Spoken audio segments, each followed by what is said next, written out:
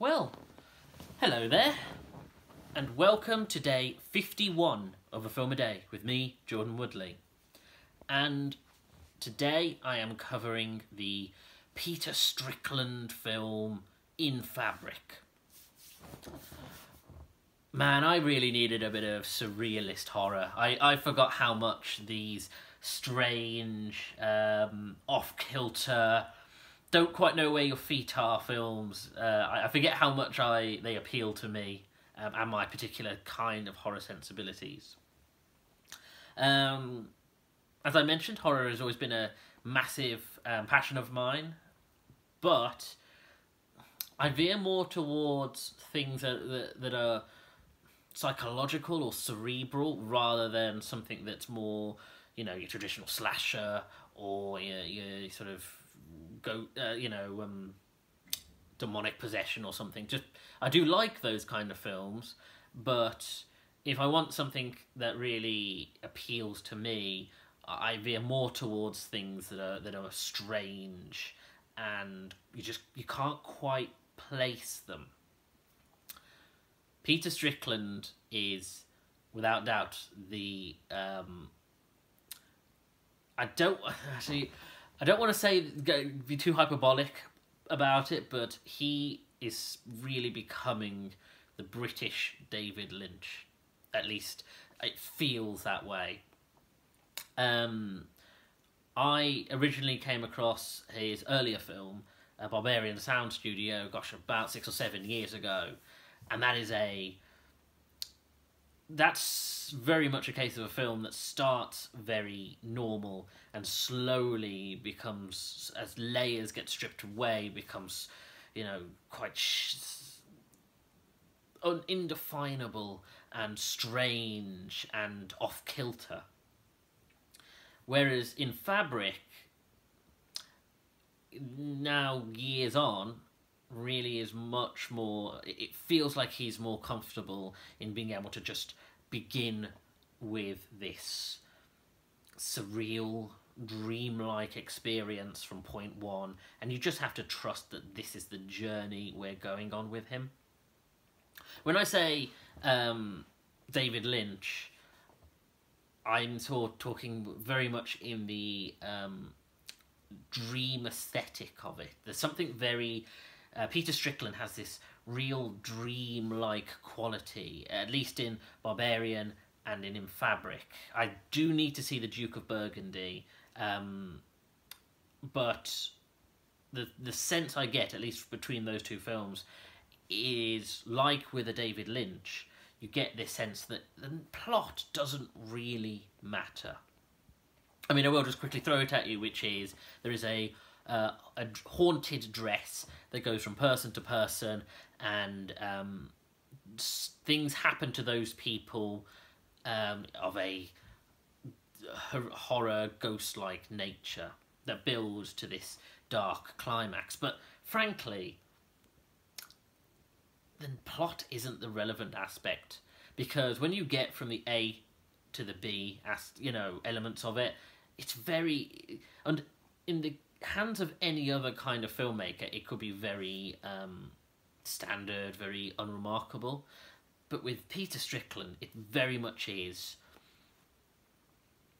his desire to create an experience that the narrative isn't the thing that is strange, it is everything else. He wants to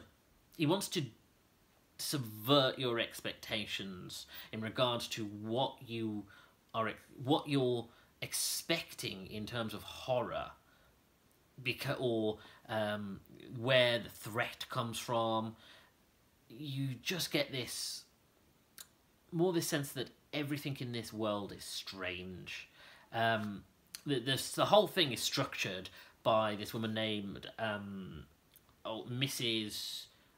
Lockwood, and she is played by Fatima Mohammed, who has been in all 4 of Peter Strickland's films, and he says that every time he works with her, she shows more layers and ability, and being his latest film, she really goes for it. There's something about the strange way she speaks, where everything she says is like an essay. Like, even the most basic of interactions with people, the strange, her mannerisms of speech are both eloquent and yet disarming or distancing, where you can't quite get a fix on her. And she essentially is the connecting aspect between the characters who interact with the dress. But then you have other strange characters, like we keep coming across these two bank managers, and there are two sequences with them which are both so strange and I know I keep using the term strange because really it's very hard to really put a pin on how to describe this. But the interactions with characters, like these two bank managers, is both very mundane and yet at the same time haunting almost. Because the experience from beginning to end is like a dream, where you just go from scene to scene, and sometimes things will seem very normal, and other times the events will seem odd and off-kilter, and yet the characters who you're experiencing them through just seem to accept what's happening. And then you'll get strange things like characters will be asked to recite what their dreams are, and it'll become this almost hypnotic experience where anyone who hears the dream will fall into this strange reverie. And frankly, like I say, that's very Lynchian. You know, as someone who loves Twin Peaks, Fire Walk with Me, Mulholland Drive, you know, that real sense where there are incredibly odd, broad things happening, but even the everyday interactions are not normal. They are... people act in a way that or someone will seem to act particularly standard, and then their entire personality will switch, and then it will switch back, but it won't be acknowledged. Characters in the background will be doing things that you can't quite put your finger on why they're doing it, and yet it'll never be addressed. It all feels just dreamlike and puts you in a place that's very hard to capture. It makes me think a lot of Suspiria, so very Lynchian, very much like Suspiria, and the film that I really kept coming back to, and the trend that is coming from films like this is Neon Demon. Now, Neon Demon is exactly this same kind of weird, hard to place film where it uses colour and light, and we'll get sequences that are almost like a music video, and yet there is this dark undertone to it, and there is this sinister sense that something is going on. In Fabric is built from the soundtrack, or at least there's something about the script that in itself that speaks to you outside of the visuals. I mean, Peter Strickland comes from a radio drama background, and that of course appeals to me particularly. But the dialogue and the interactions, you could close your eyes and experience a very different film from what you then see on screen, because there are these strange things with the, again, the light and the colour. And that's why I think of Neon Demon, because and you'll have your everyday scenes that will be interspersed with surrealist, just phantasms, and you can't work out that the conventions of storytelling are just broken down in that respect. And so, and then you have things like the music. And the music is remarkable. You could put that music on and it just puts you in a place it's the layers of sound. Like I say, first the soundtrack, then the musical soundtrack, scoring, and it just, and then on top of that the visuals and the colour, and it just has this. Again, words don't justify what is done in this film, and the style of Peter Strickland.